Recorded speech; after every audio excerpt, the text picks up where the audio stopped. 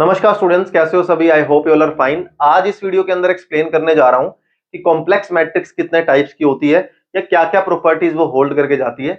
इससे last video में हमने डिस्कस किया था कि रियल मैट्रिक्स के टाइप क्या है और क्या क्या चीजें या क्या क्या प्रॉपर्टीज हम उसमें लगा सकते हैं। तो वेलकम टू गेट स्मैशर्स, मेरा नाम है अंकित अरोड़ा। बिना किसी देरी के शुरू करते हैं।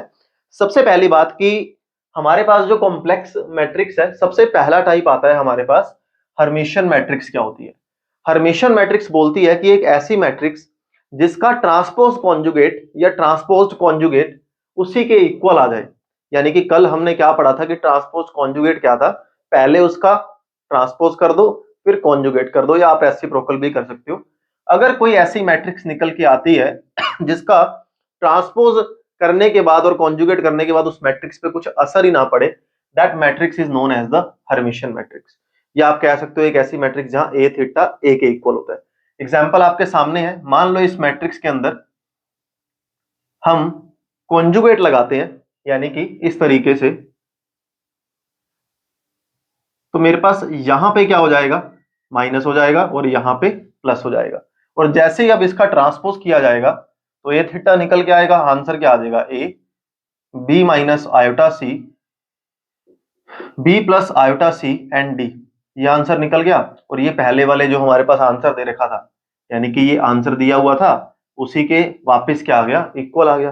दैट मींस एक ऐसी मैट्रिक्स जहां पे ए थीटा ए के इक्वल आ जाए, that matrix is known as the hermitian matrix. कल हमने क्या डिस्कस किया था कि सिमेट्रिक क्या होता है, स्क्यू सिमेट्रिक क्या होता है, उन चीजों के बारे में डिस्कस किया था।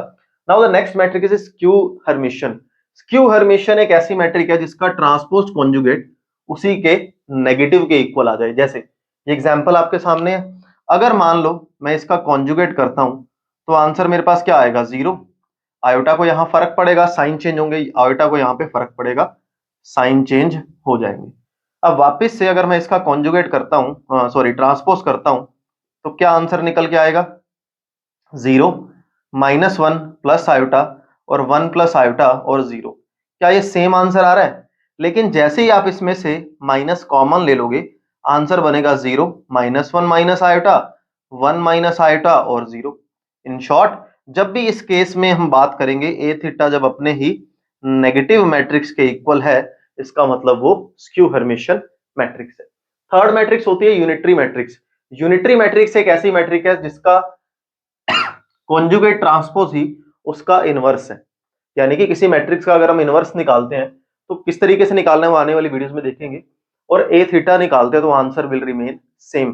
अब एक प्रॉपर्टी हमने पढ़ी हुई है कि जब भी किसी मैट्रिक्स को उसके इनवर्स से मल्टीप्लाई किया जाता है, हमेशा आंसर क्या निकल करके आता है, आइडेंटिटी मैट्रिक्स।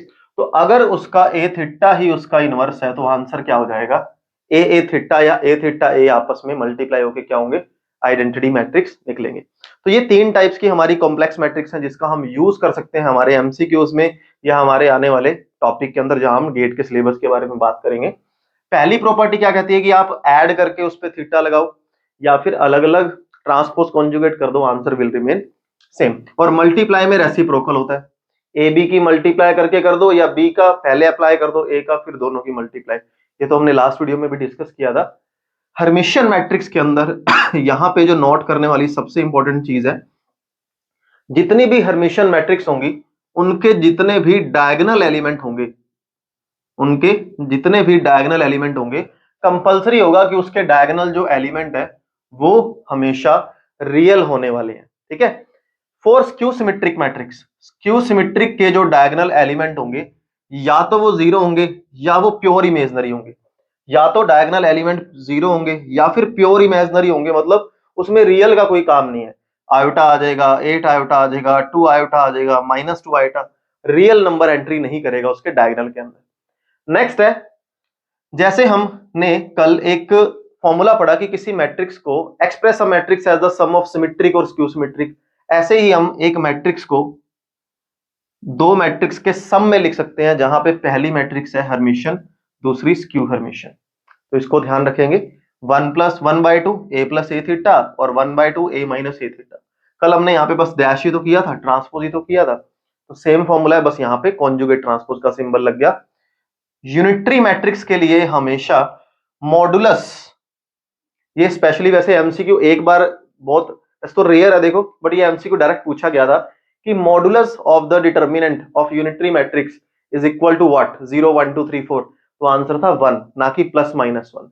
वो बोल रहा है कि अगर यूनिटरी मैट्रिक्स है तो उसके डिटर्मिनेंट का मॉडुलस क्या होगा। डिटर्मिनेंट तो ये होगा, लेकिन डिटर्मिनेंट का मॉडुलस तो हमेशा 1 ही आएगा ना, नेगेटिव नहीं आएगा। जैसे अब अगर मैं बोल रहा हूं कि ए थीटा इज इक्वल टू आई है, दोनों तरफ हम डिटर्मिनेंट को अप्लाई कर दें, आई का डिटर्मिनेंट हमेशा 1 होता है।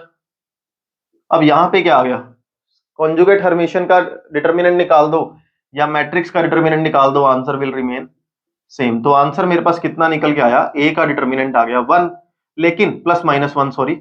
लेकिन अगर मैं फिर से इसका मॉडुलस निकाल दूं तो आंसर तो पॉजिटिव नहीं, सॉरी नेगेटिव नहीं, सिर्फ और सिर्फ क्या बचेगा, पॉजिटिव आंसर के अंदर बचेगा। तो ये 3 टाइप की आपकी कॉम्प्लेक्स मैट्रिक्स हैं जिसके ऊपर हम लोग बात कर सकते हैं, जो हमारे क्वेश्चंस के अंदर वर्डिंग में आ सकती है। आपको वहां पे होगा सर ये चीज तो आपने एक्सप्लेन ही नहीं की, इसलिए मैं शुरू की 10 to 15 या 10 to 12 वीडियोस आपके सामने वो लेके आ रहा हूं जहां मैं मैट्रिक्स के सारे डिटेल, सारे बेसिक्स को कवर करके जा रहा हूं। In the next video we will discuss about the new topic. I hope आपको समझ आया होगा। मिलते हैं एक अगली वीडियो के अंदर, सेम टाइम सेम जगह अगले दिन। Have a good day to all of you. Bye bye bye.